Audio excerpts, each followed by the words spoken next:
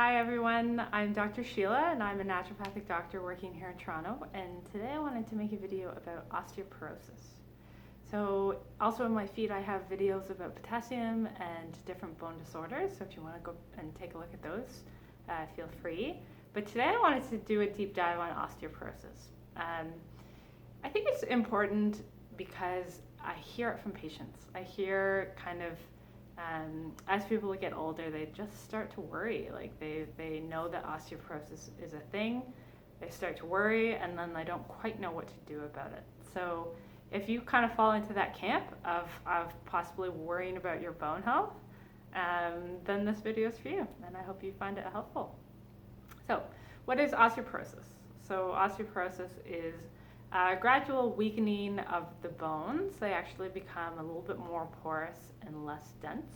So you have lower bone mineral density. So that's what shows up when we test. And then the signs and symptoms are, there really isn't any, except for if you're really unlucky and then you end up with a fracture. And if you're of a certain age and you end up with a fracture, then they'll look for osteoporosis and then they'll find it. So often a fracture is the first symptom, which is scary. I think that adds to a certain kind of uncertainty and a certain kind of fearfulness or discomfort that people have with bone health and osteoporosis. So what's the cause?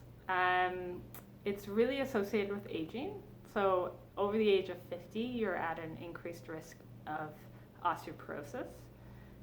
Women tend to be more at risk than men. And some of that is due to a hormonal cause. So we know that estrogen is protective against bone loss. And so when women go through menopause, they lose quite a bit of estrogen, and so therefore they lose some of that protective benefit that estrogen was playing. There are certain medications that can be detrimental to bone health. If you have an inactive lifestyle, if you're not getting enough, if you're not eating enough, malnutrition. So those are kind of some of the causes of osteoporosis. So we've talked about what it is, what the causes are, and what the symptoms are. So now you need to know what to do, right? Like how can you kind of take matters into your own hands a little bit and protect your bones. So naturopathic solutions for osteoporosis. First and foremost, diet and exercise. And I think I might start every video like that, like diet and exercise. That's really, if you're coming to a naturopathic doctor, you are going to get those two things. Maybe not exercise, but only because it probably slipped my mind, or you're already doing it. But diet, everyone gets my 2 cents on what they should be doing with their diet. So some cool research that I came across for osteoporosis is actually the protective benefits of eating lots of soy. So I think that this comes back to the phytoestrogen. If you've ever heard of phytoestrogen, it's kind of plant sources that act the same as estrogen or can use some of the same receptors in our body. So phytoestrogens, specifically the ones found in soy, can be really helpful to protect your bones. And it's not too early to start eating more soy products. So I think kind of there's more and more research saying that it would be good to have some plant-based protein in your diet, and having soy every once a week, once or twice a week, maybe that's too much, maybe we went too far there, but once a week having some soy is actually quite protective for your bones. And then the other big thing that you probably have already thought about is calcium, right? Bone health equals calcium, osteoporosis, start taking calcium. So that's another thing that you might want to think about your diet, right? Like, where is your calcium coming from? I want to put like a disclaimer here that says that it doesn't all have to come from dairy. I think that we kind of struggle with our imagination or kind of thinking outside the box. Dairy is not the sole source of calcium. So you can get calcium from a range of kind of vegetables, lots of leafy greens, broccoli, kale. You can get it from nuts and seeds as well. So like I know that there's really high calcium levels in chia. So there's a couple different, and then fish, there's calcium in fish like sardines. So there is like a host of different non-calcium or non-dairy sources of calcium. And I think I have a list on my website too if you just search for non-dairy sources of calcium. Then we'll help you out there. But yeah, so kind of eating lots of leafy greens, maybe more fish, and then adding in a little bit of soy, maybe some chia seed pudding. That to me looks like a pretty calcium-rich, bone protective diet. So once we've talked about calcium, the very next thing in my head, and hopefully in your head eventually, is vitamin D and how important it is.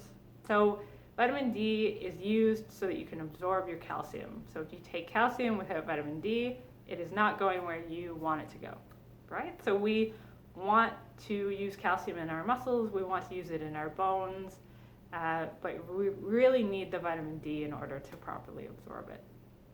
Vitamin D, if you're wondering about dosages, please work with a practitioner. It is a fat-soluble vitamin, so if you just take it on your own and take too much, you could get toxic levels because you won't just pee it out, it will actually accumulate. And then also, we want you to be in the therapeutic range, and I do find mostly that people are underdosing. So maybe ask your doctor for a test, ask your naturopath for a test, just to make sure that you're in the sweet spot in terms of vitamin D. So calcium, vitamin D, that's really where the bulk of the evidence is. And then there's kind of two other nutrients that I think of, and there is evidence to support both kind of magnesium and K2, which vitamin K2. So magnesium is really there as a complement to calcium.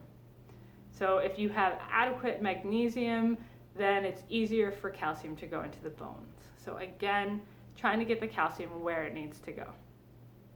And just like vitamin D, we find that a lot of people are deficient in magnesium. It's not something that you can kind of adequately test for, but we do know that our soil here in Canada depends on if people have worked the soil or not, but due to poor soil quality, if there's not enough magnesium in the earth, then there's not actually as much magnesium in our food. So we do find that magnesium is something that people tolerate really well and that they often need and find benefit from supplementing.